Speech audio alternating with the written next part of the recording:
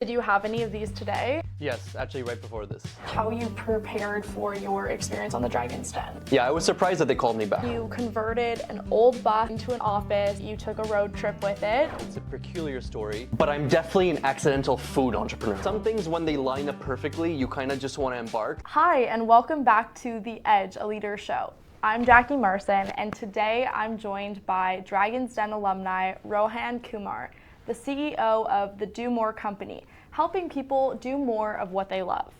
One of the products that Rohan's crafted is something called ZENERGY. It's caffeinated gum, and that's what we're going to be talking about today. Thank you so much for joining us today, Rohan. Of course, Jackie, thanks for having me. So I'm curious, did you have any of these today? Yes, actually right before this. How many? Just one. Unusual day for me. Usually I have one or two by this time. Not always, not every day, but usually when it's like a heavy work day, I'm pretty caffeinated, I would say. So one piece is equivalent to about half a cup of coffee, is that correct? Yeah, half a cup, 50 milligrams, 50 to be exact. But the way I look at it is you need less caffeine in a format that's a chewing gum, just because you're actually getting more of it instead of losing it through digestion, such as like a coffee or an energy drink, because it's not necessarily only going through your stomach. A lot of it's actually going through your mouth as well. So you need less of it to kind of get a similar effect, if you will. So even though it's like half a cup of coffee, you could say you might feel a little bit more than a normal half a cup of coffee. I can see the appeal for chewing a piece of gum to get your caffeine boost rather than drinking a cup of coffee. I know that a lot of people get the anxiety jitters from coffee, they get gastrointestinal problems. Does ZENERGY sort of bypass some of those negative side effects that you'd get from drinking coffee because it's absorbed through the mouth, like you said? Well, I would say it's a very subjective and personal experience. I'm definitely not a doctor, so I would definitely want people to try it to see if it works for them. But the latter, on the gastrointestinal side, is kind of the issues I had with coffee back when I was in college, looking for a better solution. And a lot of it was just figuring out, why am I having all these other ingredients when I just want the energy component? And so to kind of get closer to energy alone, I was already using chewing gum as a way to stay awake. So the question was, why can't we put something like caffeine inside of this, help you get it sooner, help you actually get it a lot more convenient. So again, I wouldn't say it like bypasses all those things. It definitely helps me, which is why I started it. A lot of people do say they don't get the same jitters they would from other sources, just because you don't have sugar involved as well. You're not getting like a quick insulin spike and then going back down. It's a little bit more zen, which is why we keep it in our name. So what made you specifically decide to put in vitamin B12 and vitamin B6 in this product? Yeah, good question. B6 is a great one for energy specifically, just because it actually helps you convert a lot of your food into energy. So your proteins, your fats, your carbs. It's often found in a lot of other types of energy products as well. Same with B12. This is more on just helping you regenerate your red blood cells. So both them together with a little bit of caffeine definitely helps on the energy side. The problem you'll find in energy drinks or other sources of like energy is they just put so much of it. Like it's usually when you look at a back of, let's say, an energy drink, it'll say around like 500% B6 or 600% B12, whatever it may be. And you're actually not consuming all of it either. You're actually excreting it. So you don't need that much. Yeah, so you have a very unique story in terms of how you sampled and marketed your product in the United States. You converted an old bus into an office and you took a road trip with it. Can you share that road trip experience and some of the insights that you discovered and how those insights really enhanced your business? Yeah, I would definitely love to talk about it because it's a peculiar story and I wasn't even sure if I wanted to go live with it because it's a little bit different and it's a little bit odd, but it just became such an obsession that I wanted to see this through. And actually my goal was like, I want to fail at this. And so once I finally got some capital from a few investors, the dean of my business school, a few professors, graduated, I thought, okay, now I can attempt this. I moved forward with it. I spent a year or two into actually doing serious R&D, not just R&D in my dorm room, getting some food scientists involved, finding the right manufacturing facility. All these steps took quite a long time. And by the time we actually had our product in hand, This is like right at the end of 2019, getting ready for a retail launch in Canada. We realized our approvals weren't going to come through as soon as COVID came because Health Canada stopped approving all non-COVID related products. So I've spent at that point maybe around close to 4 to 5 years on just this idea and trying to pursue it. So to me, I was like, okay, well, I obviously know we can sell this in the United States. Not to say Canada had any problem with it, because this is manufactured in Canada at the end of the day.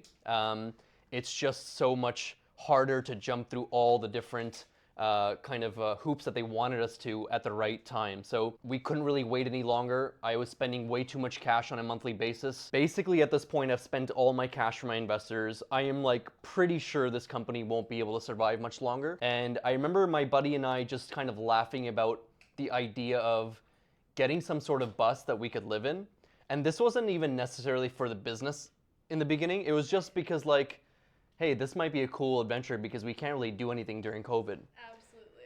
Very soon that turned into an idea of, wait a second, maybe that's actually a great way to get awareness for the product. Because at this point, Facebook ads weren't doing so well either. So I remember thinking, hey, if I'm gonna spend upwards of $2 to $4 to get someone to click my ad, why don't I just spend $1 to sample my product? And so that was a kind of ideation behind it. And so long story short, I did maybe minimal research of like, okay, can I even afford a bus? Because at this point, I barely have any money. To put it on a bus doesn't actually, it sounds cool, but during the time, it's like, this sounds pretty crazy too. So I looked around, like every bus out there that was actually converted to a level that would suffice as an office, you could say, would cost like upwards of 40 to 60K. And I was like, that's a little too much. And I found this bus on YouTube, this guy who did like a full conversion. He converted it into like a kitchen, a bedroom, et cetera, like the plumbing and electrical was already done. And he was selling it at a very cheap price too. And so looked at that, called him up. He told me about the bus on a Tuesday, and by Thursday I'd bought it. Wow. Yeah, very Quick quickly. turnaround, Yeah. Some things when they line up perfectly, you kind of just want to embark. That's the kind of way I see it. I'm with you on that. It just feels like meant to be type of thing. Yeah, exactly. Yeah. And so I just felt one of those moments with that bus, and we bought it. And I lived out of there for, I would say, mid-2020 to mid to end of 2021. Basically just going from location to location, college to college, different sampling activation to different sampling activation, and just getting the word out there, having people try the product. And I think that's what led us to becoming one of the best in the category in the United States. And it helped us survive long enough to finally come back in Canada once they're approved, which took another year and a half after that. But that was the kind of short of it, if you will. Yeah. So it's interesting that you said you initially wanted to fail. It was almost like you wanted to kind of say, okay, I can't do this dream, and then you were going to go into, consulting or whatever it was. So I guess that worked out, and it's just like you said, it was meant to be. So I'm glad that your story kind of like happened, and I'm glad that you worked hard to get there. Yeah. It's tough because I don't always see it like I am there. Right? It doesn't ever feel like that, especially in the world of entrepreneurship. I would say most days feel like you're failing, to be very honest.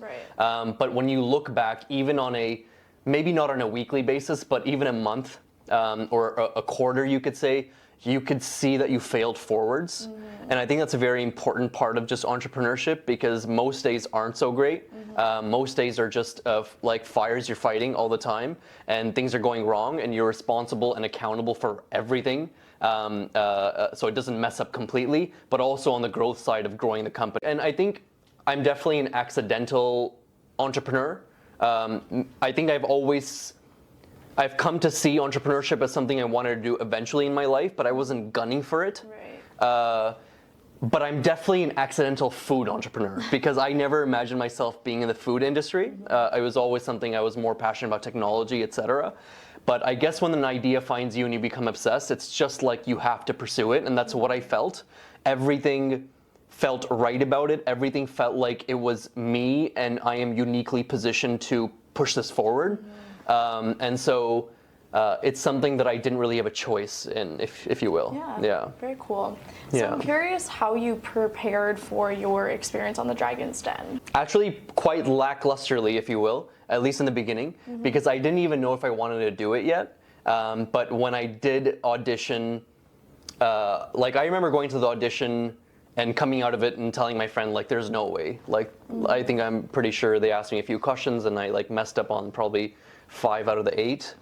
Yeah, I was surprised that they called me back. But once they did, I took it a lot more seriously. So how I prepared after that is a little bit different, which is just talking to different alumni that had been there, that's for sure. Just knowing what to expect in the moment, I think is as close as you can get to preparation and getting over the nerves you might feel when you're actually in that room with people you see on TV. I don't know what it is about seeing people in real life that you see on TV, but it's very like trippy in a way. So when that happened, I think I was a little bit more prepared for that moment, although you can never fully cross the line until you're actually there. But apart from that, just knowing my story, I think that's the most important thing about this. Having a realization of no one in this world knows your business better than you, that there's no one that can trip you. They're there to trip you. They're there to find the cracks. And as long as you can just stay strong, I think that's a big part of it. Another part of it is just knowing your numbers as well. That's obviously very important. Knowing your gross margins, your revenue numbers. What did you do this year, last year, the year before? What are you about to do the year after? What kind of strategies do you have in place for growth? All those general questions that any investor would want to know. The way I would look at it is if you're looking at any other company and you're putting your money on the line, what do you want to know about that company? Ask yourself the same question. Watch a lot of pitches, obviously. That's actually a great way to just caution yourself on every little situation that might come up. Not be too nervous is probably, it's like hard to do that, obviously. Easier said than done for sure. Yeah, but you know, it doesn't feel like you're on TV.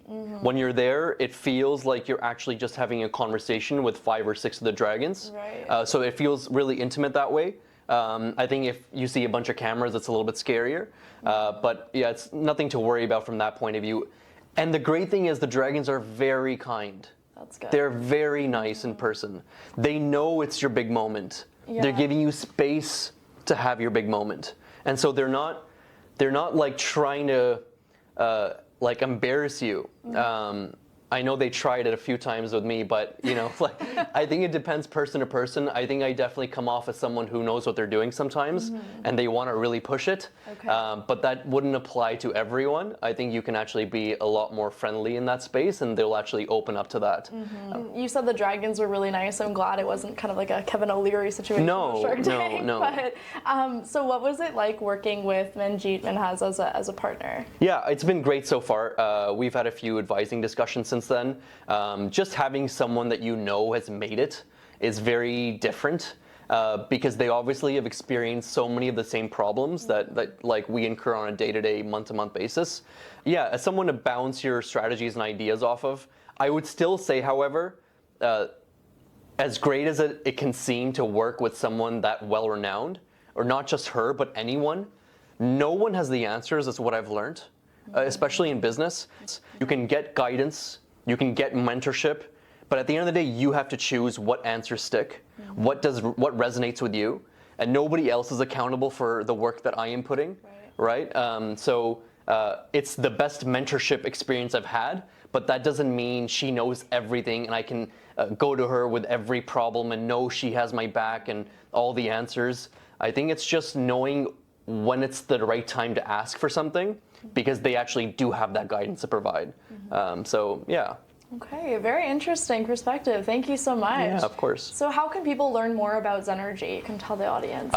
Find us on Instagram, find us on Facebook, find us on our website, all Try Zenergy. So Instagram, Try, T-R-Y, Zenergy, Z-E-N-E-R-G-Y. Same thing with our domain, tryzenergy.com. You can check our products out there. We have a few new products coming out very soon. That'll be a little bit more, not just on the energy side. I don't want to give too much away yet. But we are the Do More company, more than Zenergy, and our goal is to help people do more. And we think energy is just a small proponent of that, and hopefully over the years we can continue providing more and more solutions for you to do more. Awesome. Well, thank you so much for joining us on this episode. Thank you for watching the Edge Leader Show. If you know someone who's an entrepreneur or would make a great fit for an interview, reach out to us.